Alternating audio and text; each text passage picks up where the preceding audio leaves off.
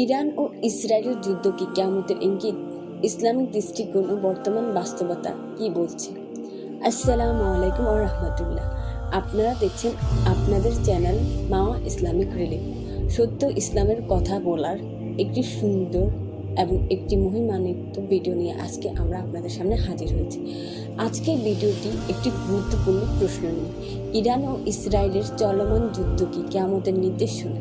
অনেকে জানতে চাচ্ছেন, এই যুদ্ধ কি শেষ যুদ্ধের শুরু? এ কি মালহামার যুদ্ধ? আসুন জানি কোরআন, হাদিস এবং বর্তমান পরিস্থিতির আলোকে। পর্ব 1, বর্তমান প্রেক্ষাপট। সম্প্রতি ইরান ও ইসরায়েলের মধ্যে উত্তেজনা চরমে পৌঁছেছে। ড্রোন হামলা, ক্ষেপণাস্ত্র নিক্ষেপ, প্রতিশোধ ও অভিযান। মধ্যপ্রাচ্য যেন আগুনের উপর দাঁড়িয়ে আছে। ইরান হচ্ছে শিয়া নেতৃত্বাধীন একটি রাষ্ট্র, যারা ফিলিস্তিন, লেবাননের হিজবুল্লাহ, সিরিয়ার সরকার সহ একাধিক গোষ্ঠীর পৃষ্ঠপোষক। অপরদিকে ইসরায়েল একটি দখলদার রাষ্ট্র, যারা জেরুজালেম বা বাইতুল মুকাদ্দাসে দখলদারিত্ব বজায় রেখেছে এবং বারবার ফিলিস্তিনদের ওপর হামলা চালিয়ে যাচ্ছে। এই দুই শক্তির সংঘর্ষ শুধু দুটি দেশের নয়, এটা আঞ্চলিক ও বৈশ্বিক মহাশক্তির সংঘাতে রূপ নিচ্ছে। আপনাদের কি শুধু মনে হয় এটি একটি আঞ্চলিক ও বৈশ্বিক মহাশক্তির সংঘাত? শুধু তাই নয়, এটি এখন এমন একটা যুদ্ধ পর্যায়ে পৌঁছেছে যা মুসলিম এবং কাফিরের যুদ্ধের মধ্যে পৌঁছেছে, যে একদল মুসলিম আর একদল কাফির, তা এই দুই শক্তিশালী ধর্মের ভিতরে হচ্ছে এই যুদ্ধ। তাহলে চলুন পর্ব 2, কিয়ামতের আলামতের সাথে কি সম্পর্ক আছে ইরান ও ইসরায়েলের যুদ্ধ?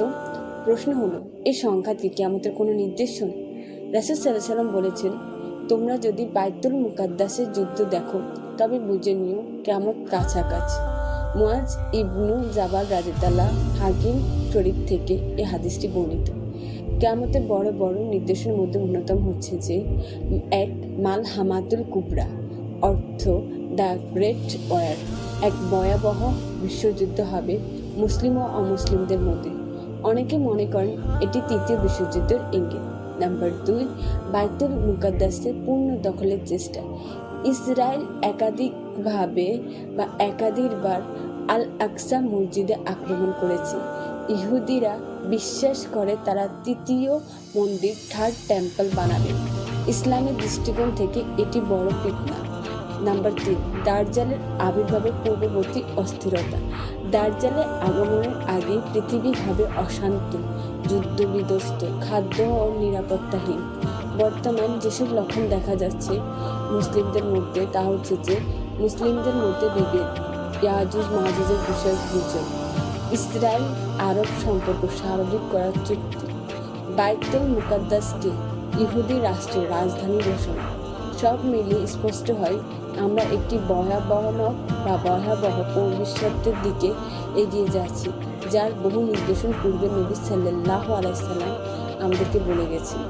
সেগমেন্ট 3 বা পর্ব 2, ইসলাম কি শেখায়, আমাদের করণীয় কি? ইসলাম কখনো ফিতনার মাঝে বসে থাকার সমর্থন করে না, বরং রাসূল সাল্লাল্লাহু আলাইহি ওয়াসাল্লাম বলেছেন, ফিতনা আসবে অন্ধকার রাতের মতো, তখন যে বসে থাকবে সে দাঁড়ানো ব্যক্তির চেয়ে উত্তম। মুসলিম শরীফ থেকে এই হাদিসটি।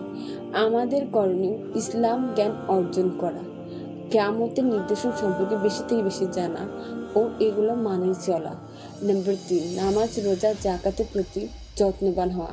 নাম্বার 4, বাইতুল মুকাদ্দাস ও উম্মাহর জন্য দোয়া করা, তওবা করা এবং গুনাহ থেকে ফিরে আসা। আর হ্যাঁ, মুসলিম উম্মাহর বিভেদে ইন্ধন না দিয়ে ঐক্য ডাক দিতে হবে। উপদেশ। বন্ধুরা, আমরা এমন এক সময় বসবাস করছি যেখানে কিয়ামতের বহু নির্দেশন একই বাস্তবায়ন হয়ে উঠেছে। ইরান ও ইসরায়েলের যুদ্ধ কিয়ামতের সরাসরি আলামত না হলেও এটা ভবিষ্যতে বড় ফিতনার দরজা খুলে দিতে পারে। তাই আসুন আমরা নিজেরা ইসলামের পথে ফিরে আসি। আমরা যেন সেই দলের অন্তর্ভুক্ত হই যারা দাজ্জালের ফিতনার আগে ঈমান রক্ষা করতে পারবে। যদি আপনাদের কাছে এই ভিডিওটি ভালো লাগে থাকে তাহলে লাইক, শেয়ার এবং সাবস্ক্রাইব করতে ভুলবেন না, এবং কমেন্টে জানাবেন এই ভিডিও সম্পর্কে আপনারা বিস্তারিত জানতে চান।